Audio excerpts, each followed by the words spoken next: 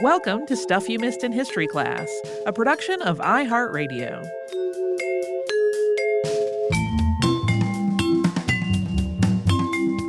Hello and welcome to the podcast. I'm Holly Fry. And I'm Tracy V. Wilson. So a while back, I got to participate in an online class session with the National Constitution Center. They wanted me to talk about White House history after we did our two-parter. And despite having been really, really nervous about it, because as they were telling me, students from all over can be asking questions, I was like, but I had an amazing time, and that is all because of today's guest, Kerry Sautner. The instant I started talking with Kerry, I wanted to have her on the show. Kerry is the Chief Learning Officer at the National Constitution Center in Philadelphia, and she's passionate about the fact that the Constitution is for everyone. That's obvious when you hear her talk about it. So let's jump right into our chat. So I am, again, so incredibly delighted that I have Kerry Sautner with me here today. So first, since to me, you're kind of the face of the National Constitution Center because you're the person who I have talked with most there, will you just tell us about what the NCC is? Absolutely. So first of all, it's a great organization that teaches all about the United States Constitution. And I'm really happy to be on talking about it today. The National Constitution Center is a museum in Philadelphia that has amazing exhibits looking at the Constitution from before the Constitution existed and was written in Philadelphia, all the way through to modern conversations and cases. So the idea behind the museum that I love so much is that it's all about we the people. So we love to talk about the Constitution. We love to talk about which amendment is it? What's the case law around this? But what you really wrap around and what that museum does so well is talk about all the people in every way that ensure that that Constitution isn't just a written document, but it's a practical document that works. And so that's really what matters, is the story of the people and the actions that they took, both good and bad, to ensure the Constitution is the document we want it to be. So that's my favorite part about the museum. And we always think about it as it's the National Constitution Center that tells the story of we the people. And then how do you fit into that conversation, not just by visiting, but by the actions that you do with the Constitution and in your life? I love that so much. My soapbox topic is always that we are all part of history being made all the time. You don't have to sit in a seat of government to be a part of the actions that are creating history that will be important years from now. So that is so near and dear to my heart. How long has the National Constitution Center been around? How did it start? It's a great question. And it's a really fascinating story. So, Constitution was signed in 1787, September 17th, 1787. That's our big birthday. It's written and signed in Philadelphia. The building itself is on the most historic square mile in America.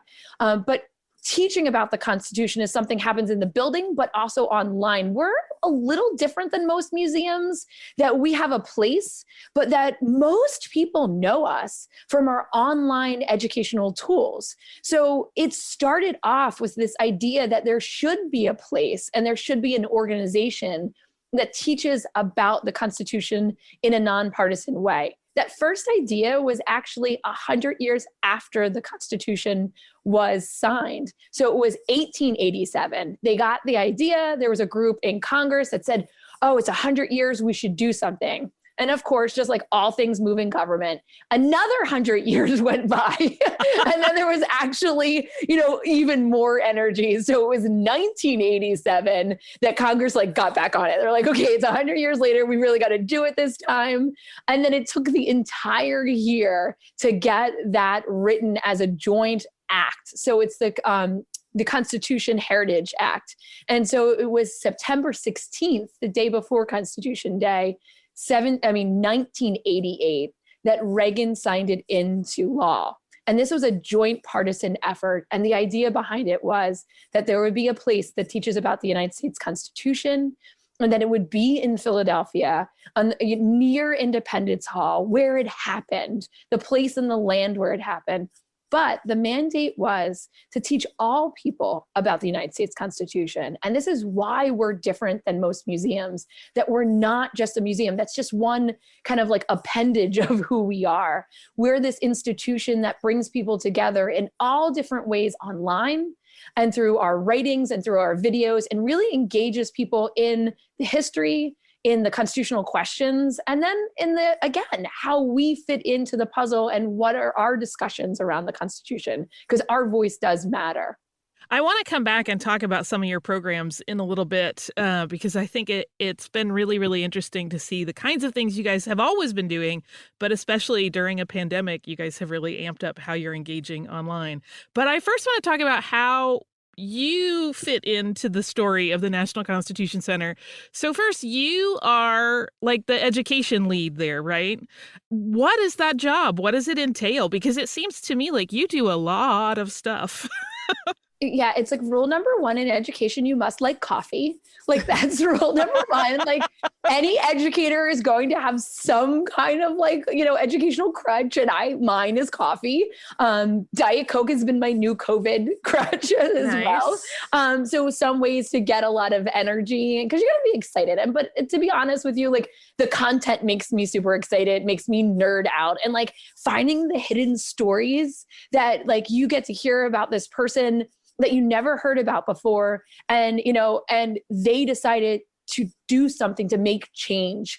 And sometimes they didn't actually make the change, but they fought for it. And so just to listen to these stories of people in the past and the courage that they had to fight against all the odds, to know that they were never going to see change in their lifetime, but say, we are creating a more perfect union. So I'm going to take my step.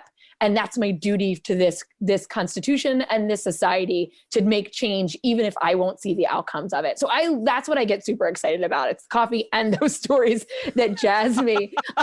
So officially, like my fancy pants title, which I love, is Chief Learning Officer. I love it. Yeah, it's a great title. I'm pretty sure the Reagan Institute, which is a partner of ours, their head of education, I stole it from him. It was a great title. I was like, I love that. So it's always good to copy good ideas. So what I do is I oversee all the education we do in the building, online, for students, for teachers, and for adult learners of all ages, and really just try to make sure that what we're doing is engaging in the Constitution, teaching the history and the storytelling, and making sure people feel like there's no barriers for them learning the Constitution. It's not just for the constitutional scholars. It's not just for the history nerds, that this is something that affects us every day and that it's ours. And so my job, I always think to myself, is I'm a door opener. So like, what tools can I build to make sure that everybody knows that there's a way in for them and that they're going to love it? It's really cool. It's really interesting.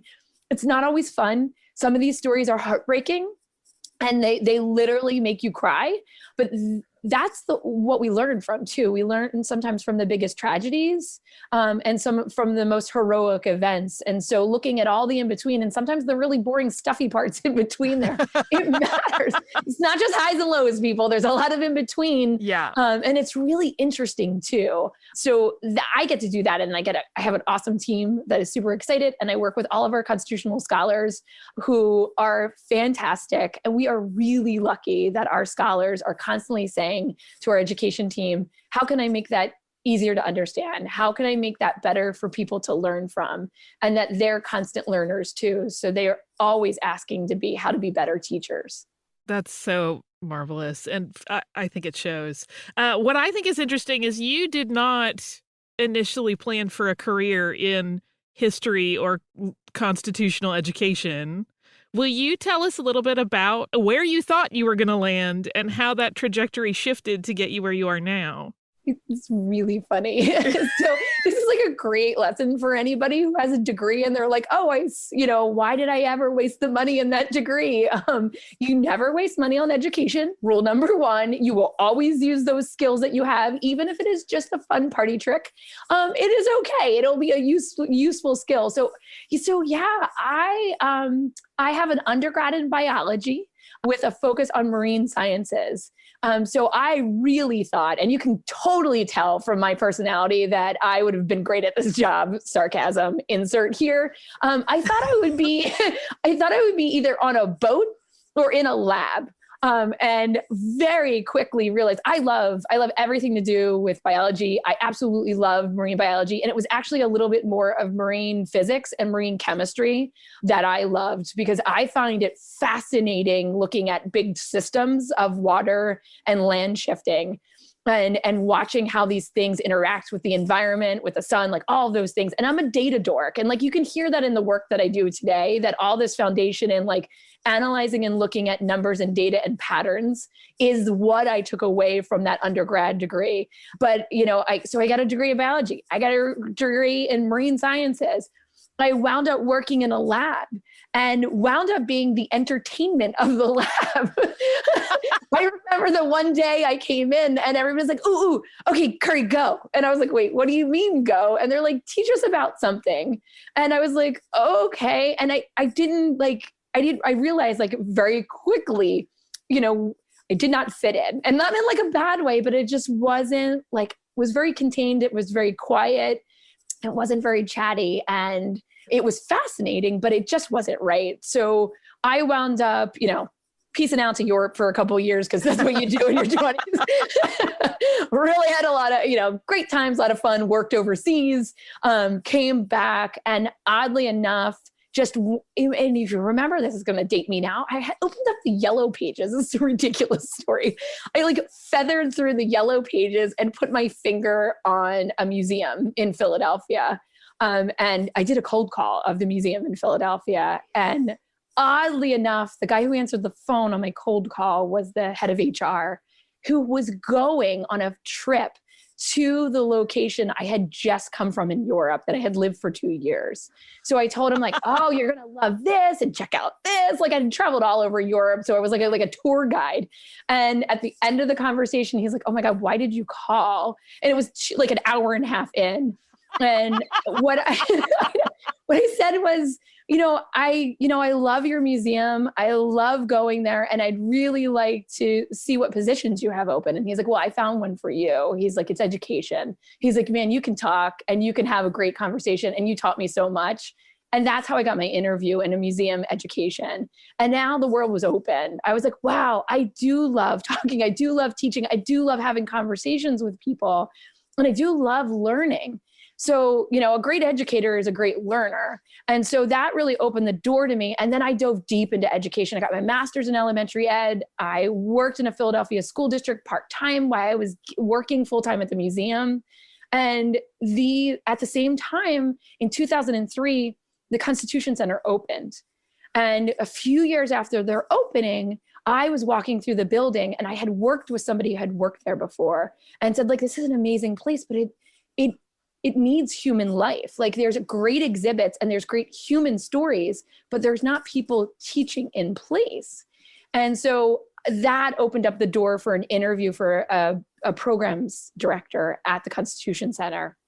I got in the door and just started looking at like how kids were using the place, using the space, and what did they want to learn? So dove in deep, and 15 years later at the Constitution Center, I got a doctorate in education and creativity and innovation, because we teach in so many different ways. We think when you say teaching, you think schools, but there's a million ways people are learning, and there's a million ways people are teaching, and schools are an unbelievable, vital foundation for that. But how do we build that, and how do we learn in all places and all spaces? So I like to think of myself as somebody who experiments with non-traditional education and dives deep into the topic and looks for ways to make the content accessible for everybody. And I get lucky enough that I get some of the best scholars at my disposal to be like, no, I don't understand that. I need more on that. And it can be like kind of a bossy teacher. And I get to like work with them and ask all those questions, but also make sure that my job is to make sure that the kids get to ask questions, and that the adult learners get to ask questions, and that their questions are never ones that they feel bad to ask. And they get to stop and say, okay, that's really cool, but I don't understand that word you just used. So can you help me define it? So I spent the last 15 years diving so deep into the Constitution, and then how to teach the Constitution. So I think everybody should have a job that they're constantly learning in, and whatever it is, if you're learning, you're going to have fun with it. So it's a really kind of cool thing. And now if you ever go on a fishing trip with me, I'm really entertaining on a boat. That's See, as your retirement career, you can go back to marine biology and just keep everyone entertained as like the boat knowledge disseminator. I'm going to be like a boat tour guide. Like I'll be on the boat and be like, okay, as we go out to the fishing grounds, so we fish for tuna, let me tell you about that wave over there. I would book that tour in a New York minute. I think that would be the best way to go fishing in the world.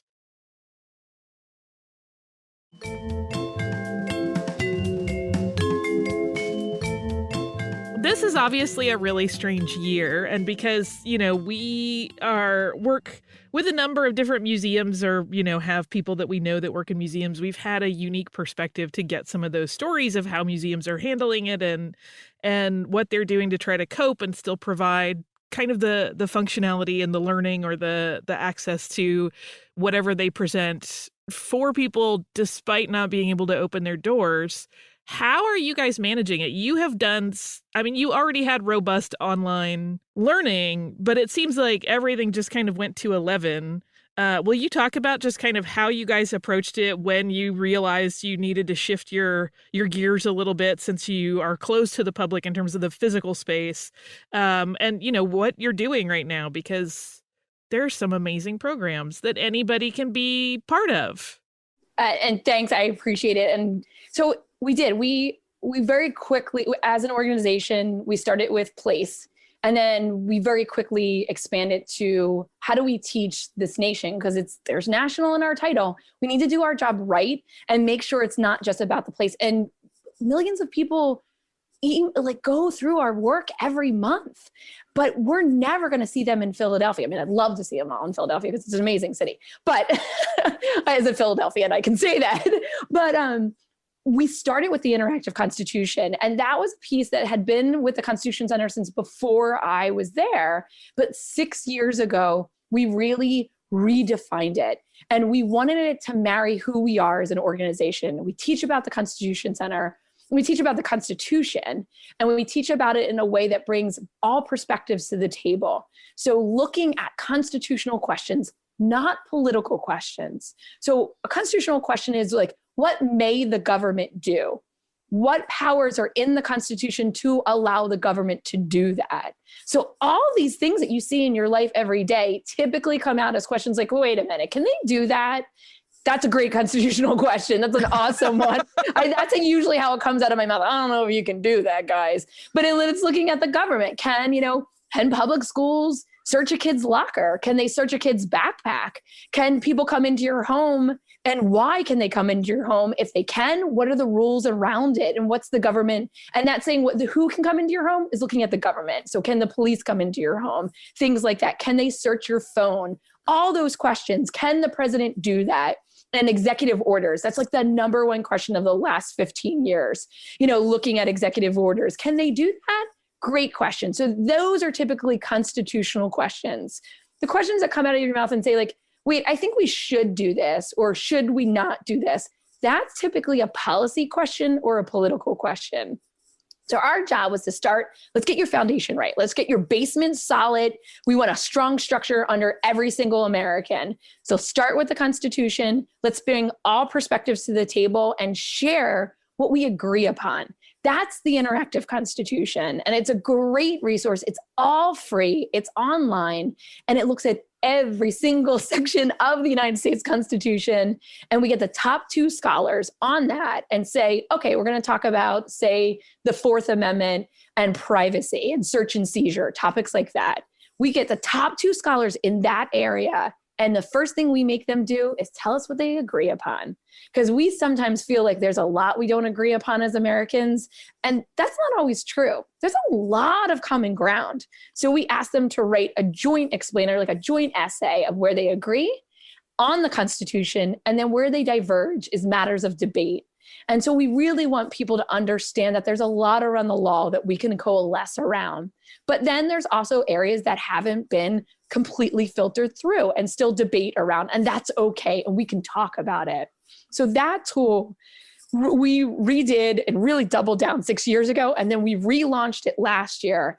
So in the last month, we are the 3rd most visited website for a museum in the United States because of that interactive constitution. Because people hear things in the news and they go, wait a minute, how does that work? Whose job is that?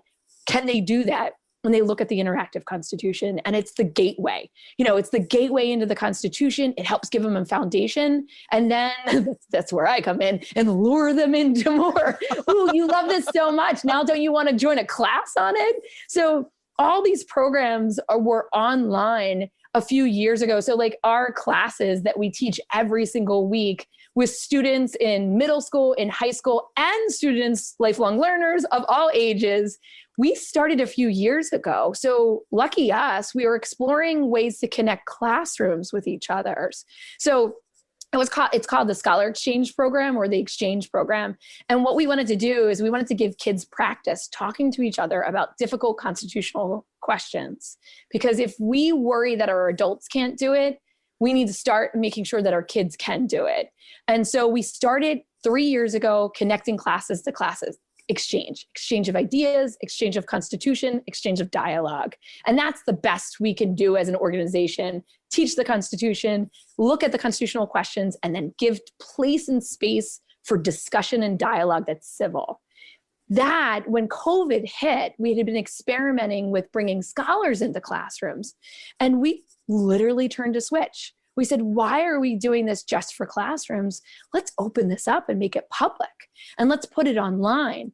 And then we also followed really quickly with our town hall series, which is an adult program where we have multiple scholars talking about the issues and adults asking questions. And it's been really fascinating to see the thousands and thousands of students join us. And what I love about it is, talk about opening doors. We see kids from all over the country talking to each other. So I have fifth graders in Idaho talking to fifth graders in Florida, kids logging in because they're a homeschool kid with a private school student, with a public school student, parochial schools, they're all in it together. We have younger kids and older kids in there, and it's fantastic to really make sure that we're helping kids of all ages and students of all ages talk to each other about the Constitution, get their Constitution straight, and that opens up even more questions and giving them chances to ask those questions. Because sometimes you want to ask that question, but you don't have the right person to ask. So we're going to supply you with the best scholars and make it really engaging along the way, and then give you chances to talk to each other about it. So all are free, and it really takes that core of Constitution conversations and just opens it broadly across the country. Yeah, and I feel compelled to point out for our listeners that when those sessions are happening, you are there taking questions, parsing those out, and asking them directly to people. So they're getting real-time answers from levels of deep knowledge that most people would never have access to. And I'm always amazed at how you juggle it, but because it's a lot going on. It's people talking and you're kind of directing the discussion, but you're also monitoring the chat and taking in the questions. So it's quite a thing to see happen. There you go. It's clearly working. I really do. When you first told me oh no, anybody from anywhere can be accessing this session and asking questions, I was that is amazing. This brings me to my next question, which is that you have mentioned that this is the learning that you offer is for all ages, and how, you definitely try to get kids involved in learning early on, but that you also have adult programs. How do you juggle kind of trying to figure out the best ways to make that information accessible, digestible, easy to understand for all ages? Because some of your sessions are basically all ages. Yeah. And that's been fascinating to watch how this COVID and just online education is blowing up typical structures that have been put into place to segment people by age. And if you think about it, I always think about it, and this is my nerdy education side coming out, but schools are set up to be, okay, you're in this age bracket, you're in this grade. and you go through life that way. And then you go into the real world, and I don't work with anybody my age. Like nobody's my exact age. Like that's the only time you ever get that kind of like segmentation. So this is changing things. So we do host. So one of the things we did was we said like, okay, we're going to designate certain times during the week for certain, not age levels, but content levels. So we say it's a middle school program, Mondays and Wednesdays at 12 Eastern time. But I want to really reiterate that it's an entry level time. So we do get a lot of middle schoolers, but we also get adults. We get high schoolers because that's the level they feel they want to be exposed to at that time. And that's great. So knowing in your head, like kind of like what level middle school is, you say, okay, that one's for me. At the Mondays and Wednesdays at 2:00 Eastern time, that's the high school level, high school, college level. And again, the younger kids that are really advanced are jumping in on that one. And the adults that are like, I need to freshen up, but I know a little bit about this, they're jumping in on that too. So the majority of students are that age bracket, but it's really open. So we've been thinking as an educational institution, how do we change that terminology so it isn't a barrier? I'm not a middle school kid, so I feel embarrassed to go to a middle school level. I find the adults, especially the active older adults, the seniors, they don't care. They're like, I'll go to the third grade one. Like they do not care. But like, if you're 17, that might not make you feel good. So I want everybody to feel good. It's okay. It's like, okay, let's do, college level 1, college level 2, like entry level, advanced level. That's kind of the way we talk about it. What we have seen on the Friday session. So Friday at 1, and they should never let me name anything, just on like a side funny note, because I just call it the all-in session. And they're like, thanks, I appreciate it. But it literally was like, that was what I was thinking. Okay, it's Friday at 1:00. Have at it. I don't care. Whoever wants to come can come. Let's see what we're doing. That's been fascinating because we are getting all ages. So we've seen a second grade group of brownies at the same time that I had an 82-year-old advanced judge. And they're all in the same half an hour conversations. These are quick.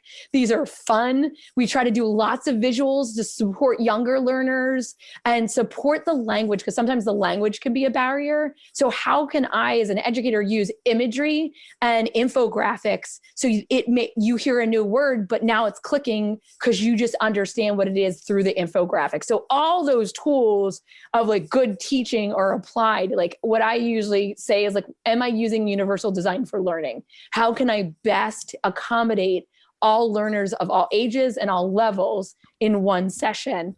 And really think like Little House on the Prairie. Okay, I've got now all the tech tools, but I have all these different ages, so go. And I have found that because the students, especially my younger students, they don't care. They'll ask anything they want.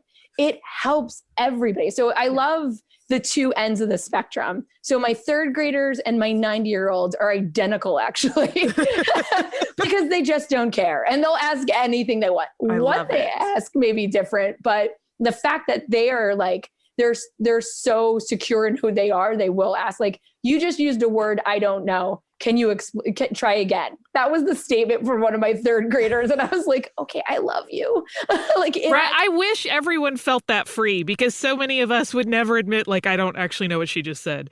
But that's the way you're going to learn the best. And because she asked that, there was a whole group of people that now learned because she was able to ask that.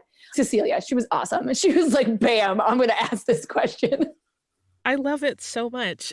You have talked a little bit about the interactive constitution that you have, but I would love for you to talk a little bit more about it, because it really is an astonishing piece of, I want to say technology, but it's not even that, because it's technology, but it's also scholarship, and it's, interactive cannot be overstated on this. Like, you literally can click through the Constitution and get, little pop-ups that will be explainers, and it's visual at the same time that it's a lot of text. And you mentioned that you guys kind of just redid it. So if you would talk through kind of what guides really how you present, like having those two scholars write their thing to make sure it is easy to navigate as well as easy to, get additional information on something. It's such an amazing piece of work for what is a living document. So it's kind of a weird it's almost like language immersion. You're in the Constitution when you're using it, which I love. So yeah, will you talk about kind of how that all became the marvel that it is? Yeah, and a million iterations. So what, I think working with great partners, so we work with American Constitutional Society and the Federalist Society. So they're really kind of ideologically very different. And so we worked with them and said, give us your best. So what I learned very quickly on this project when we first started it was that scholars are like doctors. They're very uniquely focused in one area. So like you don't go ask the podiatrist how to fix your heart valve. Like you go to the right doctor. That's how it is for the scholars too. We have scholars that we work with that are generalists, but they all still have an area of specialty. So to get the two top organizations saying, here's our best scholar on this, gives you this level of credibility that you're able to bring the best to the table. It was so many lessons learned along the way. And like, how do we keep it short enough, but still give enough of the content that you feel sound on it? So having that joint explainer was huge because that's where most people start. And also, how do we make sure we're not walking people away from the Constitution's actual text, but bringing them closer? Like these were all the goals that we were trying to parse out and figure out as we went through. And then asking these great, amazing scholars, okay, we need this to be like for students as well. Can you write this at a high school reading level? And then them coming back and saying, absolutely. And then reading the first essays and saying, oh my God, I don't think they've ever met a high school kid before. Really, you're like, oh no, like I love that you thought they'd know these words. So like going back and forth, but then understanding that at some point, their names are signed on to this. So they have to give you a high enough level, but still make it accessible. What a balance. And that's why we think it's so successful, because we've balanced that. Top scholars, working with great partners, the right people, and then balancing that kind of in between great scholarly work, but accessible material. And then laying it out in a way that is so user-friendly that you can, jump into one section and then go down a rabbit hole and keep going in that one area and then see what the point and counterpoint are on these discussions. What I also love about the next version that we did about a year ago is we started layering in all these other tools that help you understand the words, help you understand the Constitution, and also help you understand that it's relevant, that it's not just a document written 200 and so many years ago, that it is happening this day, this year, last week. And so that's what the explainers are great about too. It doesn't just leave you in 1787. It says, they were talking about it in 1787. Guess what? We still haven't figured it out yet. Here's the keys. And it kind of makes you feel okay. You're like, okay, good. We're still working on it.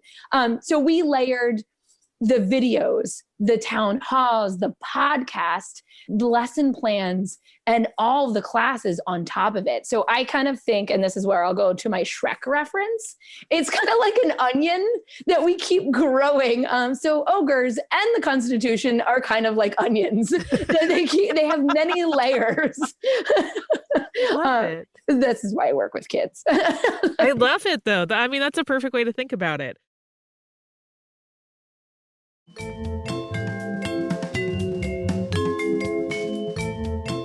What has been the most surprising aspect of this work for you? Like, I'm sure there's been something where you're like, I did not ever see this coming. Like every day. I was like, I'm trying to think. So historically, the most surprising aspect it's almost like when I first started and now, because I feel like I'm constantly new and constantly learning. So when I first started, I think the most surprising aspect that I had was the difference between when people first come to us and when people leave us. And it's still today the truth. People walk in with this, they're kind of like, oh, it's an old stuffy document, like all these things. And they've got this like concept that the Constitution is like, I should know it. Like there's almost like a guilt associated with it. Like I should know it, but it's also like boring. And then within minutes, I didn't know that. Oh my God, that's fascinating. Tell me more.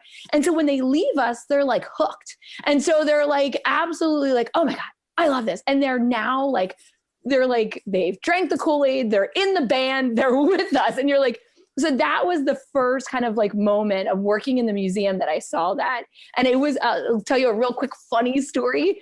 We were at an activity table in the middle of the lobby. It's like my first like few months there. And we're doing something with a group of kids, and it's families and everything because it's like a weekend. And this kid turns around and he's probably like 9 years old.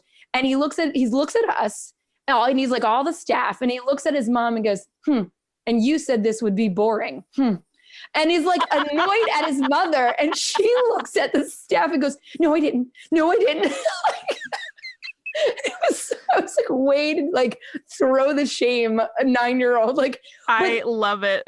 I laughed. So we laughed and we're like, it's okay. And like, but that's what we almost want to tell people, like, come in, you're going to love it here. Like, you're going to have so much fun. And then the people who already love it feel like they found their buddy. Like they found like their home. We have a t-shirt for our teachers that we're producing right now. And it says, the Constitution, come nerd out with us. Because like, we own that. We love it. And we should all be constitutional nerds. Like that is not a negative that it is our document. It is our power as we the people. And then let's come nerd out together. And then the back says we the people. Love it. Newest kind of cool thing is, again, just going back to the fact that, we always think about what are we handed, what are we doing, and how do we make it more engaging, more fun. And so COVID was a kind of like, okay, we got lemons, we're making limoncello, we're making lemonade, we're making everything with these lemons. And my favorite part of this is learning how learners of all ages can come together, talk about a constitutional topic, and learn from each other, so that 80-year-olds are learning from third graders and third graders are learning from 80-year-olds. And it's not just about our scholars and our educators and our museum, but that we can create place across the country for people to come together and break down educational barriers and knowledge barriers and feel a community. And again, like, it's your Constitution, you found your home, you're here now. And that we have this now different community in place, in space, and in time. That's really, really cool and exciting. It's so unique. I imagine that this being an election year with a lot of debate going on every street corner, dinner table, etc., that you guys have been really, really slammed. What has that been like for you? Like, just to manage probably all the queries about constitutionality of various different things. It's awesome. So we have a running joke that the Constitution hasn't been this talked about since 1787. So thank you, thank you, everything that's going on. So, because now people love it, and this is their hook, this is their in, and now they're with us.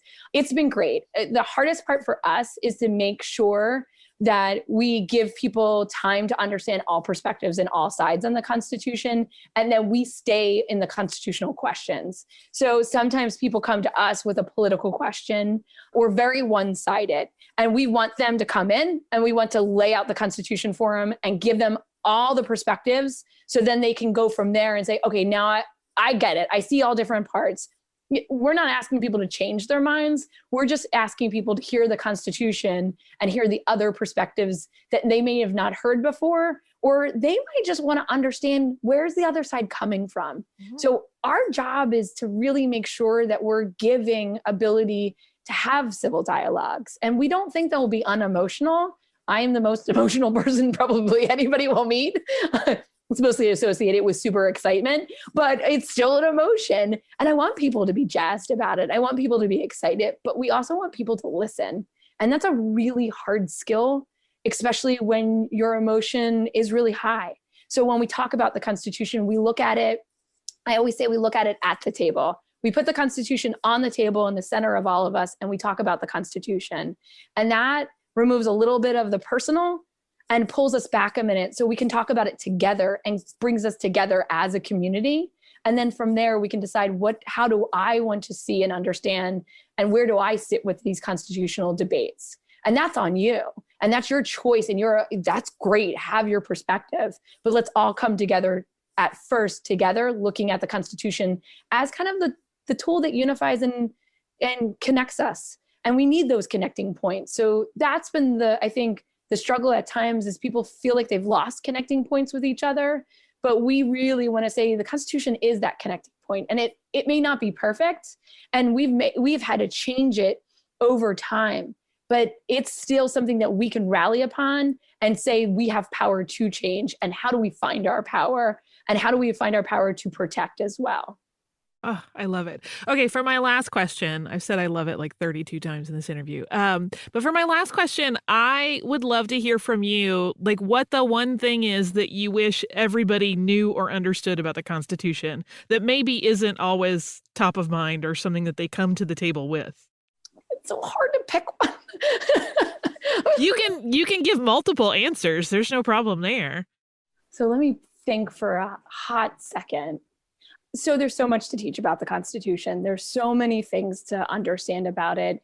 And we talk so much about the document. So we love to talk about the Constitution, the history, and the modern questions. Like all those pieces are what we want to talk about and value. I would like people to walk away knowing and understanding 4 branches of government. So if we think about the Constitution, most time when you think about government, you think 3 branches of government. There's always those tests that come out every year about we don't know each branch of government.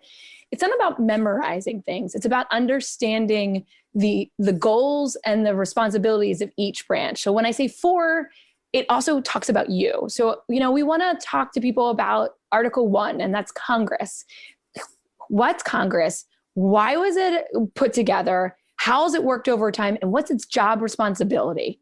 And then Article 2, the presidency and the executive branch, same deal. Article 3, the courts, same deal. We have to understand what their jobs are, how and why they were set up the way they were, and then how they have to work together or work in opposition. And that's okay if they work in opposition at times. The system was set up to be that way. But what we forget sometimes is we forget to talk about the 4th branch, and that's we the people.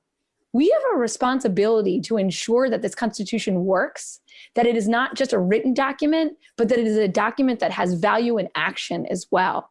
So it's our job to say, hey, Congress, we need you to do this. We need you to not do this. We need you to do this better. Presidency, same deal. Courts, same deal. There's that we the people aspect of popular sovereignty that we sometimes forget to teach.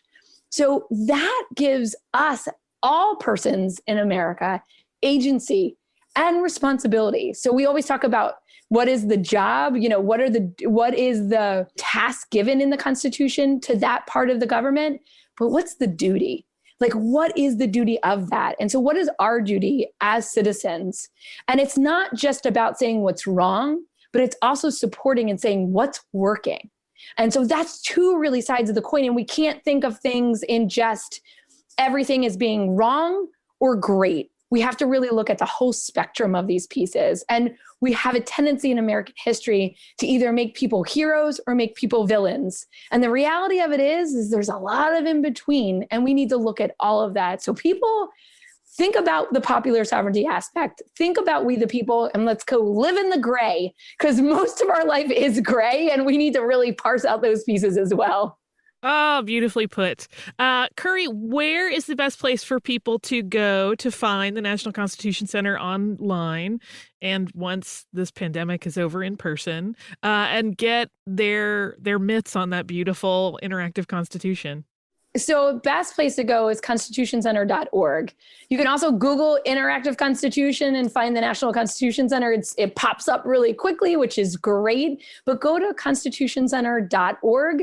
If you're ever in Philadelphia, please visit us on Independence Mall. We are on the most historic square mile in America. So, hey, you heard that, Boston. You heard that, Colonial Williamsburg. Philly win.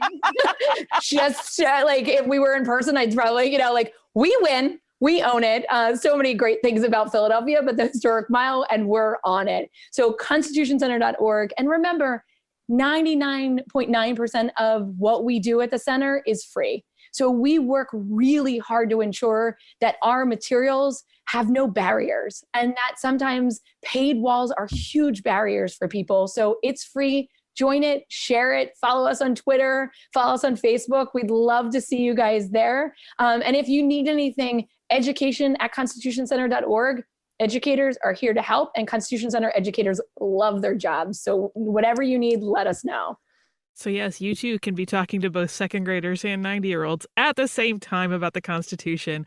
Kerry, I cannot thank you enough. This has been such a delightful way to spend this hour.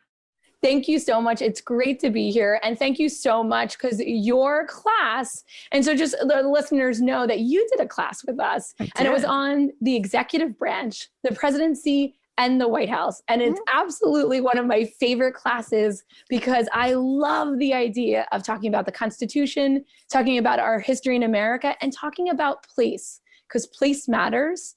And it's how we rally around our identity of who we are. So thank you so much for adding so much depth of knowledge to that class. And I know our president, Jeff Rosen, his comment was, that was amazing. I want to hear more. So thank you so much. I'm so glad. It was my absolute pleasure and delight, and you made it super easy. I was very worried because I never think of myself as an expert on really anything historical. I'm very enthusiastic, but I don't always retain things. So you made it super easy and fun and like an absolute delight for me. So thank you, thank you, thank you. Thank you. Have a great one. This was so much fun. Yay, for me as well. I am absolutely not exaggerating when I say that every time I have an interaction with Kerry, it legitimately makes me want to study the Constitution. She makes the fact that it's a living document so apparent that you just want to go engage with it. So my deepest thanks to her for coming on the show. I hope everyone else that listens feels the same way. Once again, if you want to check out the work that Kerry and the National Constitution Center do, including that interactive constitution that they talked about, visit constitutioncenter.org. Do you also have a little listener mail? I do. This is from our listener, Laura, who writes, Dear Holly and Tracy, I've been listening to you for about 3 years, but I am a podcast nerd, and I must start a new podcast from the first episode and then binge as much as I can. I am now officially caught up. I listen in the car, at work, while cooking, etc. So sometimes 10 hours a day of listening. Whew, that's a lot. There have been many times when I have wanted to write to say well done or ask for clarification, but then remember that I was so far behind that you might have thought me crazy for asking questions that were from podcasts years ago. Now that I'm caught up, I feel I can finally write you to say thank you. As an aside, I appreciate that. I would never think anyone was crazy for asking about old episodes, but it gets harder and harder the farther back you go for Tracy and I to recall things. Yeah. And then if they're from other hosts, I'm like, I have no idea. Yeah, exactly.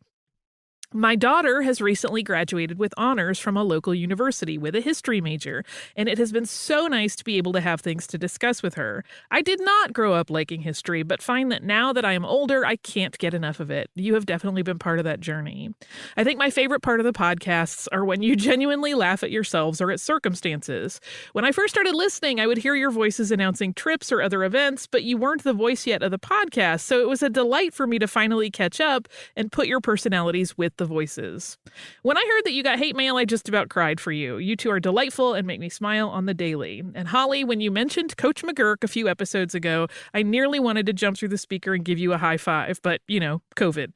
Not many of my friends understand my obsession with that show. I feel like we are kindred spirits about many things. As a Canadian, I especially love when you do some of our history and history from other parts of the world. The episodes that have highlighted marginalized people have opened my eyes even more than they were before, and I look forward to learning more. Knowledge is power, and it is through said knowledge that change can come. Anyway, in this strange time, I'm glad to hear you are both staying well. It's almost comforting to know that the whole world is going through the same thing at the same time. Thank you both for all you do. I have no idea what I'm going to do now that I don't have multiple episodes to listen to every day. Laura, this is such a lovely note. One, of course, anytime somebody's going to shout out Coach McGurk, I want to read that letter. For those of you who don't know, that is from an older Lauren Bouchard series long before Bob's Burgers called Home Movies, which is one of the most charming things ever put on a television screen, in my opinion. You're so incredibly sweet, and I really loved hearing all of this. And I'm so excited that your daughter studies history. I will be curious. Keep us updated on what she does with that if she ends up working in a history field, because I always love to hear those. It seemed like a good match for this episode, where I talked to someone that works with history every day, although did not think that was going to be their life's path initially.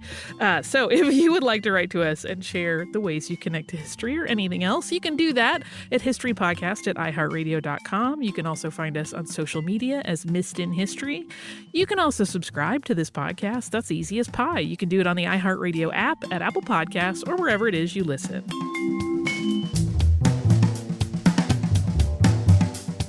Stuff You Missed in History Class is a production of iHeartRadio. For more podcasts from iHeartRadio, visit the iHeartRadio app, Apple Podcasts, or wherever you listen to your favorite shows.